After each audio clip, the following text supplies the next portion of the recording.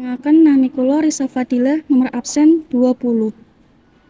Bima bungkus.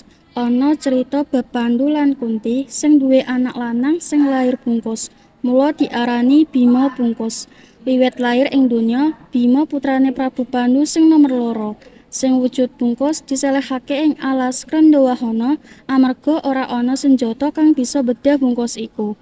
Lan supaya bisa dipecah déning kewan alas utawa para jin sing ana ing alas kuwi. Nanging, bayi bungkus malah gawe geger rusak alas amarga glundang-glundung ratakake wit-witan karo lemah. Para jin lapor marang Bathari Durga, Bathari Durga lapor marang Bathara Guru. Bathara Guru ngutus Gajah Sena supaya bisa mecah bayi bungkus. Dene Dewi Umayi diutus supaya gladi kawruh bab kautaman marang bayi bungkus. Gajah Sena kasil mecah bayi bungkus nganggo gadinge. Nalika kasil metu, si bayi malah banting Gajah Sena nganti mati. Amarga dheweke ngira arep dipateni Gajah Sena. Akhire roh lan kekuwatane mlebu ing awake bayi bungkus. Bathara Narada banjur maringi bayi bungkus jenenge Bratasena. Sawijining dina, Dewi saka Tasikmadu njaluk tulung karo Bratasena supaya nyimakake para raseksa sing ngganggu krajan.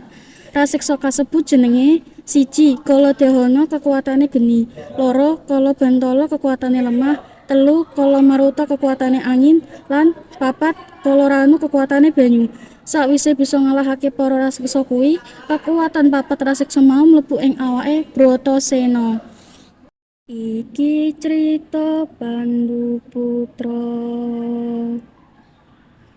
lair saka Ibu Kunti, awujud bungkus sang jebeng. Dewi Kunti susah ati, putra Dewi Umayi, Gajah Sena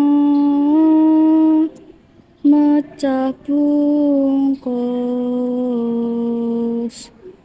malih dadi manungsa, dadi satri ya sejati, pinaringan kanthi nama Bratasena.